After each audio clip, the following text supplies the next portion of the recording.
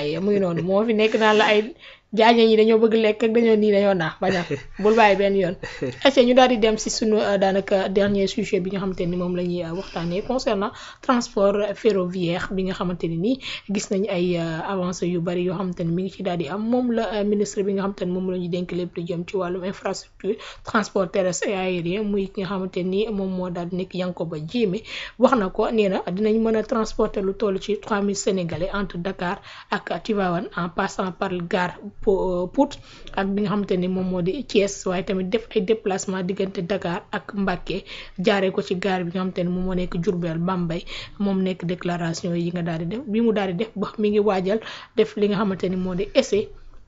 dugg ci train bi jóge fi nga xamante ni moom moo di ci Dakar dem fi nga xamante ni bari ci Tivaouane jaar ci gaaru Thiès ak yooyu lépp rek jëm ci li nga xamante ni moo di les grands trains du Sénégal ñoom ñoo daal di booloo daal di def loole donc mu nekk une bonne nouvelle boo xamante ni chemin de fer ci boppam da koy daal di yam. Oui xam nga chemin de fer dafa am plusieurs avantages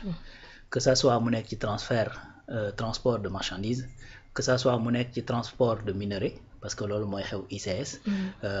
transport de marchandise moo daan jógee Bamako di ñëw parce que dafa amoon ñaari train nag yu daan jógee Bamako di ñëw mu amoon train marchandise am aussi transport boo xamante ni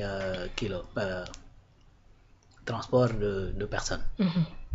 donc avantage du train mooy non seulement lu gaaw la parce que bokk la kenn yoonam mais également c'est à moindre coût tey gis nga bu fekkoon da nga jël sa marchandise nga teg ko ci train yóbbu ko Bamako boo ko tegee ci oto yóbbu ko Bamako bu oto bee gën a cher tu vois donc loolu dafa nekk avantage concurrentiel boo xamante ni dafa am ci train xam nga li tax may encore li tax souvent je suis à l'aise d'en parler parce que comme ni ma ko rappelé tout à l'heure man sama papa c'est un ancien cheminot qui a fait 40 ans et 10 mois fële chemin de fer bokkute ci li ko gën a naqari mooy tey gis nga boo demee à Thiès maanaam gis nga boo taxawee nii ba xool les ateliers de yi nga xamante ne mooy chemin de fer sa yaram lay daw parce que tu vois des gens yoo nga xam ne ba ñu fay dugg ay xale lañ ba ñuy génn ay mag lañ ay paa lañ sax laa mën a wax donc boo ñëwee gis mu délabré xam nga désœuvré amatul dara et cetera c'est-à-dire ça fait mal te loo xamante ne mënoon nañ ko lool gis nga moment bi nga xamante ne ñi ngi lancé le projet TER c'est-à-dire ils avaient besoin de 317 milliards pour relancer les chemins de fer du Sénégal 317 milliards tu prends l'option moo tax sànq may wax ne dafa am loo xamante ni option la gars yi ñoo jël option boobu def loolu parce que les machines étaient en panne am na ci yoo xamante ni il fallait que ñu réparer ko am na yoo xamante ni il fallait que ñu commander d'autres machines ñu ñëw et cetera mais dañu préféré jël 1200 à 1500 milliards dugal ko ci TER bi plutôt que effectivement ci chemin de fer bi nga xamante ni mën na jouer le même rôle ça c'est un deuxièmement mooy économie bi nga xamante ni moo doon tourner autour de ça économie bi keroog maa ngi lay jox exemple Guinguinéo daanaka boo demee gare bi c'est comme une ville fantôme parce que gare bi moom moo defoon boo ñëwoon ba gaaru Guinguinéo après mooy desservir dem Kaolack xam naa doyen dina xam li may wax dem boori Mbirkilaan ak yu demee noonu après y avait boo fekkee da ngay dem Tamba après dem également Bamako donc gare bi dafa nekkoon benn ëpp c'est-à-dire bu Maliens yi ñëwee dañuy wàcc dajeek foofu Sénégalais yi ñiy jënd ay bagages daal di jaayaat ñi nga xamante ni ñoo dëkk ci biir dëkk bi ñu daal di prolonger ñëw à Thiès bu ñu ñëwee Thiès également wàcc même Thiès boo demee c'est-à-dire le marché central c'est à partir de la gare maanaam boo ñëwee ci gare boo duggee ba génn da ngay génn ci porte gare bi y a 2 portes yu mag yoo xamante ne boo génnee ci porte yi tu es devant le marché ci biir marché bi la bañ na ko ba biir gare bi léegi dafa am ay boutiques yoo xamante ni daanaka ci biir marché bi la bokk donc le marché c'est construit à partir de la gare donc économie boobu yëpp itam maanaam dafa gént bu ñu boo rayee chemin de fer da ngay rayaale loolu yëpp beneen affaire mooy maanaam tey booy dem Saint-Louis qu'est-ce que tu fais boo jëlul avion da ngay jël oto alors que y avait un train boo xamante ni vert jaune rouge la woon à l'époque boo xamante daan dem Saint-Louis daan jógee Dakar jaar Thiès dem Tivaouane dem Saint-Louis am train boo xamante ne daan jógee Dakar jaar Thiès dem Diourbel dem Touba am train boo xamante daan jógee Dakar jaar Thiès dem effectivement Guinguinéo bii dem Kaolack bu fekkee ñi war a dem Kaolack wala boog ñi nga xamante ne dañoo war a dem Bamako dem Tamba c'est comme ça que ça se passait mais actuellement bi nga xamante ni loolu arrêté nañ ko c'est-à-dire toute cette économie qui tournait autour de ce rail là après dafay tomber avec le rail instant bi benn ki nga am mooy ICS bi nga xamante ni moom mooy jël acide phosphorique bi ak acide sulfurique bi nga xamante ni ñu ngi koy def foofu yàpp ko ci mbànd yi daal di koy mën a indi Dakar pour que ñu mën ko yàpp ci kii mën koo génne. loolu moo fa am te même effectivement foofu sax y a des problématiques parce que li nga xamante ni moom la ci état waroon am société nationale des chemins de fer wala boog prestataires yi koy gérer waroon cee am c'est très dérisoire. C'est très dérisoire.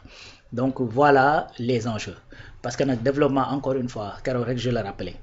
gis nga transport bu jaar yoon maanaam non seulement dafay joxe un indicateur ci sa niveau de développement mais également c'est un moyen de développement. Pourquoi mu nekk moyen de développement? Parce que dafay connecter ñi nga xamante ni dañoo war a jokkalante. Par exemple kii nekk ICS yor phosphate bi foofu il faut mu indi ko peut-être ka nga xamante ni dafa nekk Dakar mu war ko mën a transformer wala mu mën koo jëlee ca mine ba yóbbu ko ca Matam fa nga xamante ni ñu ngi fay waaj a installer usine pour mu mën koo transformer bu ko paree il faut que mu yóbbul ko ca baykat ya bu fekkee ni engrais la donc baykat yooyu bu ñu bayee ba pare il faut que ñu teg ko ci ay camions yóbbu ko par exemple ICS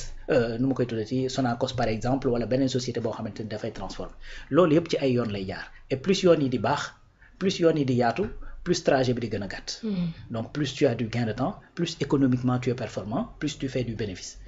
et moins certainement tu as peut-être d'intermédiaires. Voilà les enjeux yi nga xamante ne moom moo nekk ci transport parce que au-delà de transport de passagers dafa am yeneen xeetu transport yoo xamante ne dañoo nekk ci biir loo xamante ni économiquement parlant dafay tax dëkk bi mën a densifier mais bu ñu jëlee loolu tamit mooy transport de passager bi. Bien sûr. Tey jii Thiès.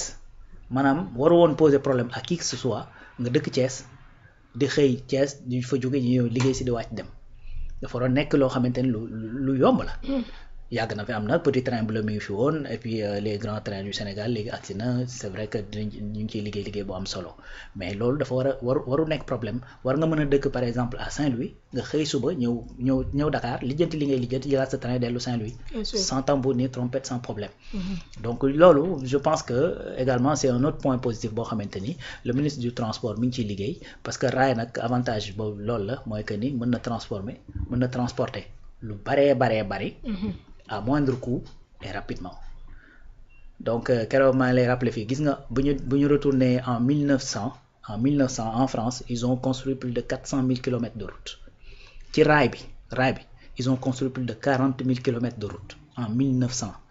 ñun fii au Sénégal en 2025 li ñu yor ci raay boo xamante ni c'est fonctionnel matul 150 kilomètres en 2025 ñële ils ont réglé le problème depuis longtemps depuis 1900 125 ans il y a 125 ans la ñu amoon 40 000 kilomètres de rail ñun en 2025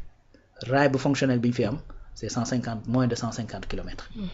Donc loolu voilà un indicateur qui te montre que ni donc boo bëggee génne yu bari da ngay am ay difficultés te loolu il faut que ñu remédier ci les transports de kii bi nag de passagers effectivement c'est une autre économie boo xamante ni day tourner autour des rails qui permet que nit ñi mën di déplacer wu assez facilement bañ tout le monde nekk ci tali bi déjà dina wàññi embouteillage parce que embouteillage ça fait perdre beaucoup d'argent non seulement aux voyageurs mais également à l'État. Non Maman Khady Diagne na c'est le moyen de en plus voyager en train c'est le moyen le plus agréable des moyens de transport. C'est ça loolu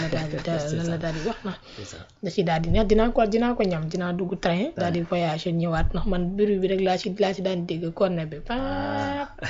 ndax dëkkoon naa Rufisque gaar lii bi ak fi ma dëkkoon noonu fi ñu nekkoon noonu sorewul mais da nga daan dégg ak kii bi. waaw nu mu tudd sax saxaar bi nga doon gis noonu rek. waaw saxaaru jéeri waaw mu ngi noonu la ñuy wax saxaaru jéeri. saxaaru jéeri parce que xam nga à l'époque en fait da doon am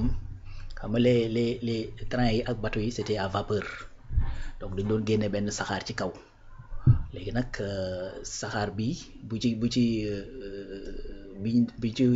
jéeri mooy suuf bi quoi. mooy saxaar bi nga xamante ni day daw ci jéeri ji quoi c'était ça donc da doon ay train à vapeur la woon quoi. noonu am na solo plaisir bi nga amoon bu baax a baax rawaan daal di àndandoo ak yow ci plateau bi le point de l'actualité mu nekk dernier numéro avant li nga xamante ni moom moo di la fête de la tabaski bi nga xamante ni